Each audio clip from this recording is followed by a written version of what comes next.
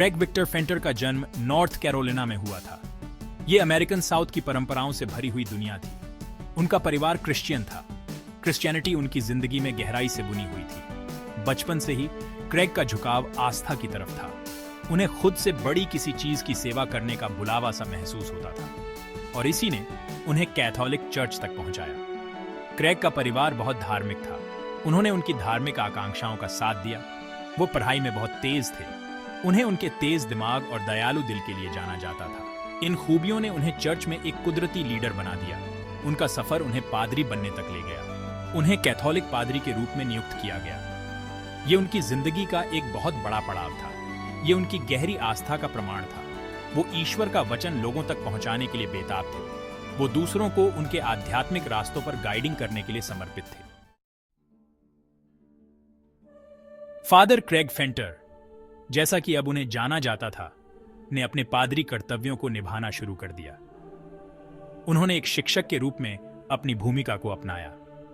उन्होंने विश्वविद्यालयों में धर्म की शिक्षा दी। उन्होंने खुद को आस्था के बौद्धिक पक्ष की ओर खींचता हुआ पाया। उन्होंने धार्मिक बहसों में डेल्व किया। उन्होंने ईसाई धर्म के इतिहास को खंगाला।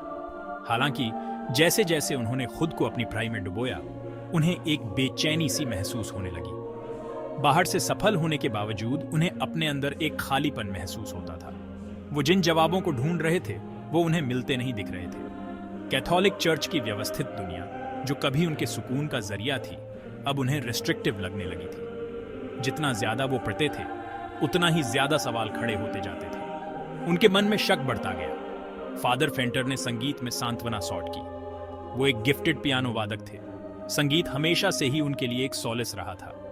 ये उन्हें उन भावनाओं को व्यक्त करने की अनुमति देता था जिन्हें शब्दों में बयान नहीं किया जा सकता था। लेकिन संगीत भी उन सवालों को पूरी तरह से शांत नहीं कर सका जो उन्हें परेशान करते थे। वो एक गहरे सत्य के लिए तरस रहे थे। वो एक ऐसे आध्यात्मिक जुड़ाव के लिए तरस रहे थे जो ऑथेंटिक लगे।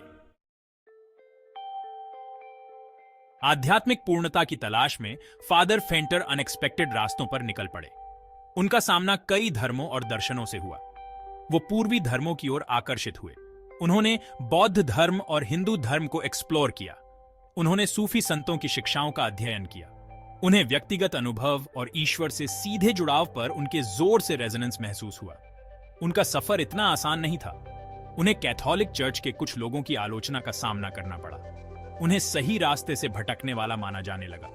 लेकिन फादर फेंटर अपने दिल की आवाज को नजरअंदाज नहीं कर सके। वो अपनी सच्चाई खुद डिस्कवर करने के लिए दृढ़ थे, भले ही इसके लिए उन्हें अपनी सालों पुरानी मान्यताओं को चुनौती देनी पड़े। आध्यात्मिक समझ की उनकी तलाश ने उन्हें प्रसिद्ध सूफी संत जलालुद्दीन रूमी के लेखन तक पहुंचाया। रूमी की कविता, जो जुनून, चाहत और ईश्वर के प्रति गहरे प्रेम से भरी थी, ने फादर फेंटर की अपनी आध्यात्मिक यर्निंग्स को रेजोनेट किया।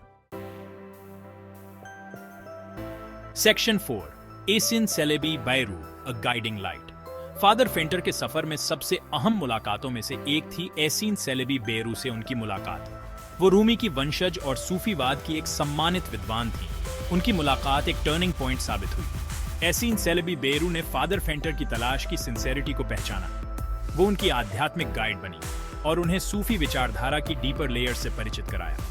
उन्होंने उन्हें इस्लाम के मिस्टिकल डिमेंशंस को जानने के लिए प्रोत्साहित किया और उनमें एक किंड्रेड स्पिरिट को पहचाना।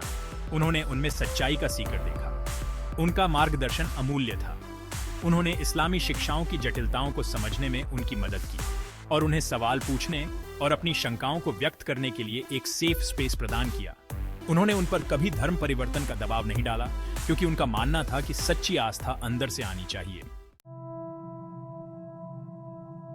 सेक्शन 5, रूमीज एम्ब्रेस इन कोन्या। एसिन सेलेबी बेरू के मार्गदर्शन से प्रेरित होकर फादर फेंटर ने तुर्की के कोन्या की तीर्थ यात्रा की। कोन्या वो शहर था जहां रूमी सदियों पहले रहा करते थे और उन्होंने शिक्षा दी थी। ये सूफियों के लिए बहुत ज्यादा आध्यात्मिक महत्व वाला स्थान था। फादर फेंटर के लिए ये इस्लामी मिस्टिसिज्म के केंद्र जर्नी जैसा था। कोन्या का माहौल इलेक्ट्रीफाइंग था। उन्होंने व्हर्लिंग डर्विशेस को देखा, जिनका नृत्य मूविंग मेडिटेशन का एक रूप था, ईश्वर से जुड़ने के लिए आत्मा की चाहत का एक शारीरिक प्रदर्शन। वो उनकी भक्ति से मूव थे और उनके अनुष्ठानों की सुंदरता से कैप्टिवेटेड थे। उन्होंने अपना सारा समय प्रार्थना और ध्यान में बिताया। जब उन्होंने रूमी की कब्र पर विजिट किया तो उन्हें एक गहरी शांति और खुद से कहीं बड़ी किसी कनेक्ट होने का एहसास हुआ। उन्हें एहसास हुआ कि उनका दिल इस्लाम के लिए खुल रहा है। Section 6, conversion and rebirth. आध्यात्मिक एक्सप्लोरेशन का फादर फेंटर का सफर इस्लाम धर्म अपनाने के साथ खत्म हुआ। उन्होंने उस आस्था को अपनाया जिसने उनके दिल को छू लिया था और इस्माइल नाम धारण किया, जो उनकी नई शुरुआत का प्रतीक था। उनका धर्म परिवर्तन उनके ईसाई अतीत को नकारना नहीं था, बल्कि उन आध्यात्मिक सच्चाइयों की पुष्टि थी जिन्हें उन्होंने डिस्कवर किया था। उनके फैसले पर मिलीजुली प्रतिक्रिया आई। कुछ दोस्त और सहकर्मी सपोर्टिव थे, जबकि कुछ को समझने में परेशानी हुई।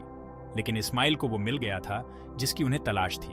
उन्हें अपने नए धर्म में शांति और संतोष मिला था। Section 7, a life dedicated to understanding. इस्माइल फेंटर ने अपना जीवन ईसाई और मुसलमानों के बीच समझ को बढ़ावा देने के लिए समर्पित कर दिया। उनका मानना था कि दोनों धर्मों के मूल में एक ही ईश्वर पर विश्वास की साझा मान्यता थी। दो दुनियाओं के बीच एक ब्रिज के रूप में अपनी अनूठी भूमिका को अपनाते हुए उन्होंने एक्सटेंसिवली यात्रा की और अपनी कहानी साझा की। उन्होंने इस्लाम और ईसाई धर्म के बीच कॉमन ग्राउंड के बारे में बात की और डायलॉग और सम्मान के महत्व पर जोर दिया।